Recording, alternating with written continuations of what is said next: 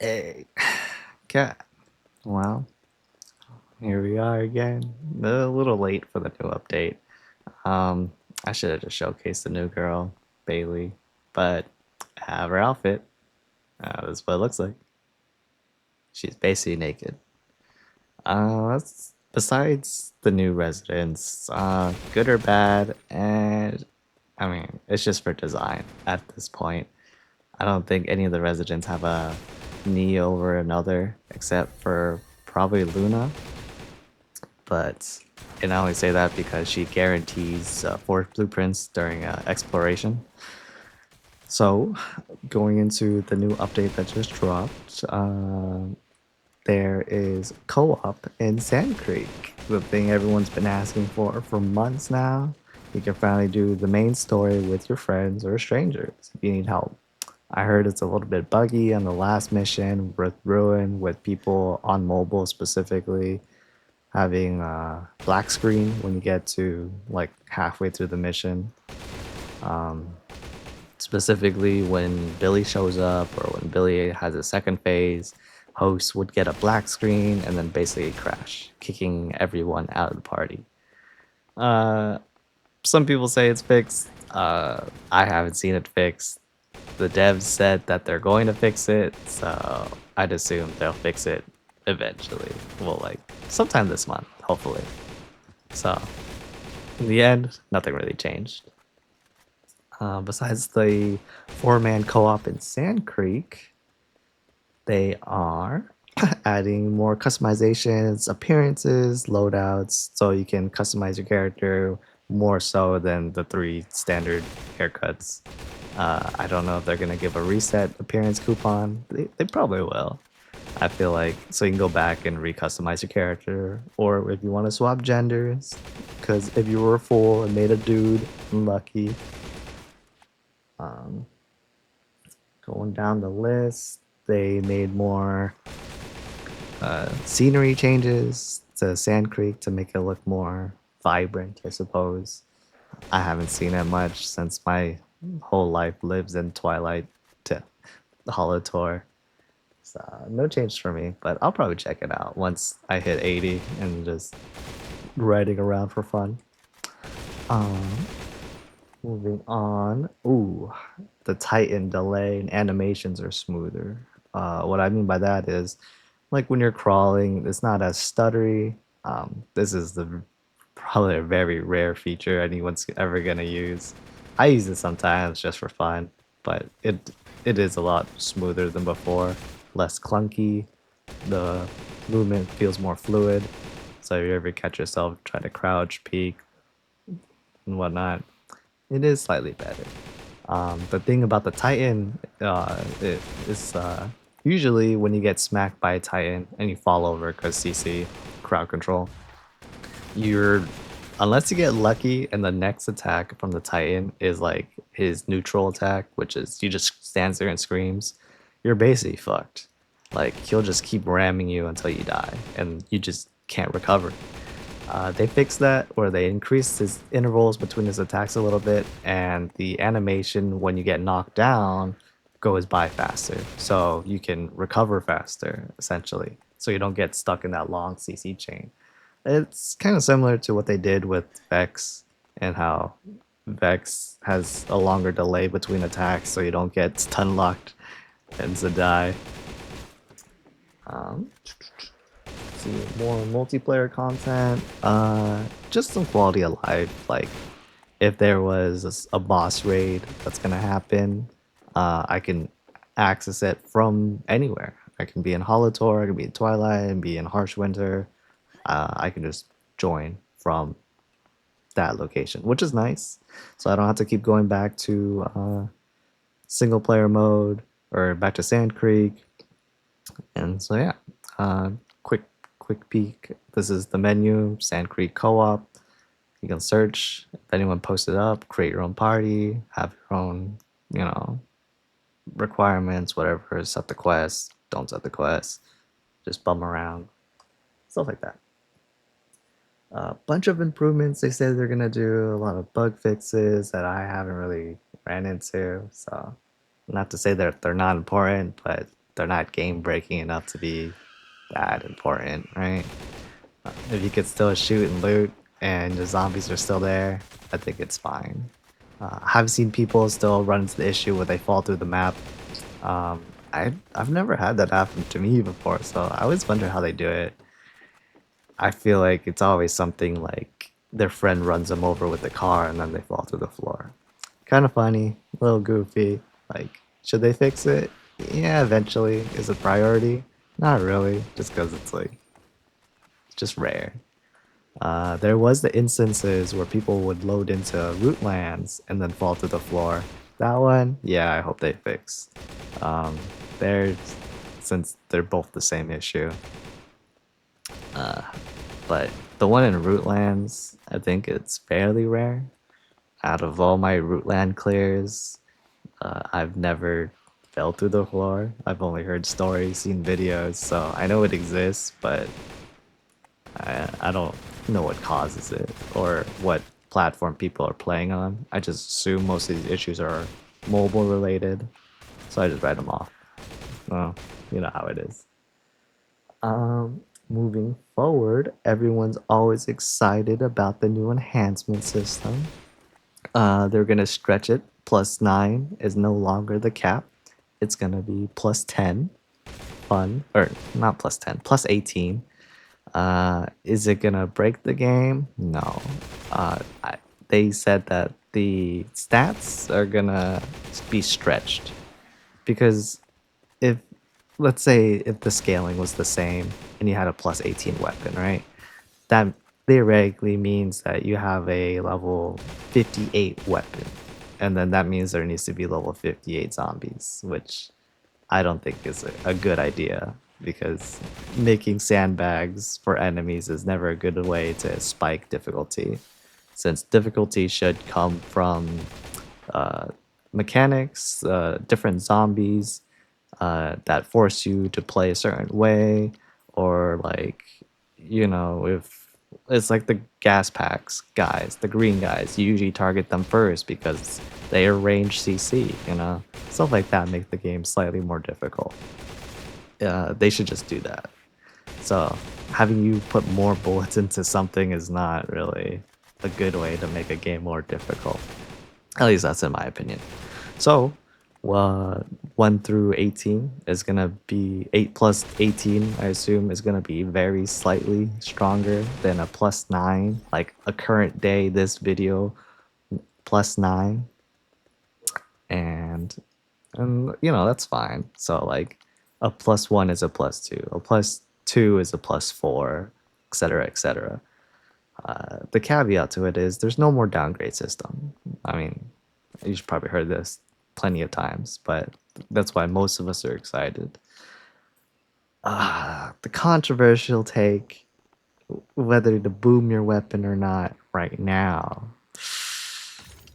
I'd say the smart thing would be to hold on to all your resources until then. I mean, it's only like 3 weeks away. Unless you like gambling. If you're a high roller, I'd say blow up your weapon. Not because you'll get a +9 weapon or anything. No, it's probably gonna end up a +2. We all know it's gonna end up +2. You're gonna chump 200 boxes, 100 boxes, upgrade kits. You're gonna get a +2. So, or not. Maybe you get a +7. You can prove me wrong. But the the compensation comes in different forms, and they say that they're gonna compensate for no matter how many losses you have on the enhancement failures. But even then, it's like, do you get your boxes back? Are they just gonna give you a voucher? Like, you don't really know. And then they also throw in the line being like, oh, but if you have like the higher you are on the tier list, like the greater your compensation's gonna get. So it's like, okay, so does that mean if you had like a +5, like would it turn into a +10?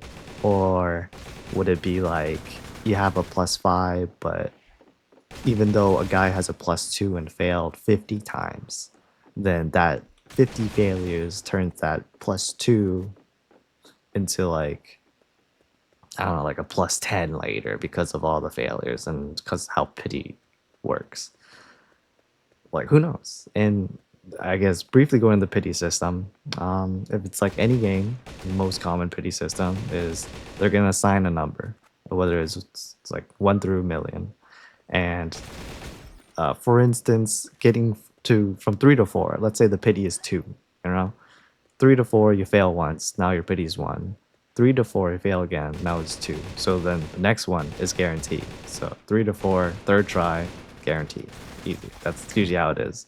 And then as you scale up, like let's say you had a plus 14 weapon, maybe your pity hits at like the 15th try or something, you know. So you, that's probably how they're gonna do it. The numbers, I don't know. So you can always chance it.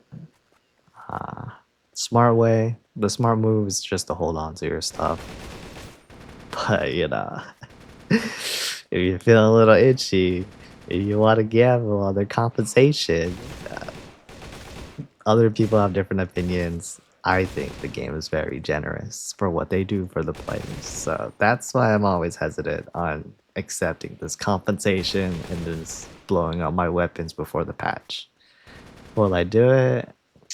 You know, I'm on the fence. So I'm wishy washy with it. But if you guys do it, I wouldn't blame you for the most part. And if anything, the only difference between holding onto your resources and then or blowing them up before the event is just how far you can scale after the drop. Because at least for me, I wanted to, you know, stay decently strong and scale as quickly as possible so I can work less. I'm still gonna grind a shit ton, but compared to like the Asian guys, like or people on the other side of the country or world, like those guys are nuts. So just trying to keep up, taking all I have. So that's the only thing. So whether the compensation is good or holding onto your resources is better, they're both. I At the end of the day, I think they're both going to be good. And the argument is which one's better. You know, do you trust the compensation to be better, or do you trust holding onto your stuff is going to be better? They're both going to be good. Don't get me wrong. But the argument just stands. Yeah, what is better? So I honestly, my advice, yeah, hold on to it. Now we're just talking in circles. But moving on, guild rewards, you get more silver bars. That's nice for ampules. They're buffing ampules. Duration from like 15 minutes to 20 minutes. Kind of nice. I mean, I rarely use them, even though I have a shit ton of silver bars. But I mean, I should use them more just because it makes farming way easier. And it's basically a free resource. And I guess on other news, a little bit of drama, something juicy everyone can dig their teeth into. There are, if you ever kept up with the official Discord controversies with the recent glitch, well, recent to me because I wasn't paying attention. About a month ago, 3 weeks, 4 weeks ago, there was a glitch in Lone Tree where people were clearing level 50 in Lone Tree, and we all know it's impossible. I don't have footage of it, but I mean, after I clear, I'll just wait right here. I can show how far I got into Lone Tree. I think I'm on like 33 or 34, and clearing Lone Tree 30 was abysmal. Like my team won within like, yeah, right here. So I'm on 33. My team won within 2 seconds, down to the wire, 2 seconds, and I regret not filming it, but it is what it is. You just have to take my word for it. But yeah, this is how far I got, just 33. And so when I heard people getting to 50, I was like, that's fucking impossible. Like, what do you have? +9 gear? Like, that's the only way. You just get DPS checked out of it. So people glitching it, getting to 50, and then getting the daily rewards on top of it. You know, it's unfair, yeah, but it is what it is. A lot of people are saying to just, you know, give compensations, roll them back, some kind of punishment, and I do agree on some kind of punishment because exploitations, like you shouldn't do that, especially if it hurts the multiplayer aspect of things. Like if you're in Sand Creek and you want to glitch a quest, who cares? You know, it's a single player quest. It doesn't hurt anyone except for you and how you perceive the story, so it doesn't matter. But something like Lone Tree, where it gives you daily rewards and crazy daily rewards on top of that, free XP, money, all that jazz, um, basically affecting multiple people. So some kind of punishment. And as of last night, I saw that people that did abuse the glitch got a 30-day ban and they got rolled back in their lone tree. So wherever they were previously before they started glitching is where they got set. And I think that's plenty. Like, you know, if they've been abusing it for like a month now and they got like a month's worth of daily rewards, sure, keep them. You know, it is what it is. That's your compensation for like the 30-day ban. I feel like the 30-day ban's way worse. So, and this sparked a lot of controversy because people are thinking, saying like, "Oh, it's an exploit," blah blah blah. Like, I cheated and I should get like, I should get off scot free because it's not my fault. Uh, it's a glitch in the game. It's meant to be exploited, whatever. Even though TOS says otherwise, and this comes back to the same issue we had way before when people were spawning like a gajillion zombies with the flowers because the flowers would spawn infinite zombies, making everyone else's day like awful because now there's no zombies on the map because they're all huddled between one flower. Like, you get the idea. So people are gonna cry. Some people are mad because they got banned, and they're like, "Oh, but it's part of the game." Like, eh, you know, it doesn't matter. Like, you exploit the game, you reap the rewards.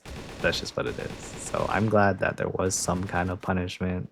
Like, even if I did it, you know, if I found an exploit and I abused it, then yeah, I should be punished.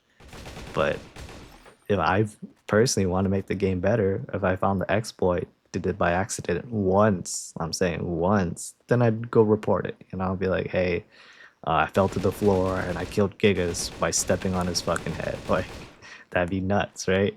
And then to do it once, video proof, send it to the devs, be like, hey, you know, fix this shit. But instead of just, you know, day after day, I'm gonna go kill Gigas with my feet falling to the floor. Either way, that's about it with the drama. The Discord has many more. Yeah, fingers pointed, people get butthurt. It is what it is. And just stay calm, go keep grinding. Well, bye bye, guys. Oh, I guess that's it for this update. Bye bye.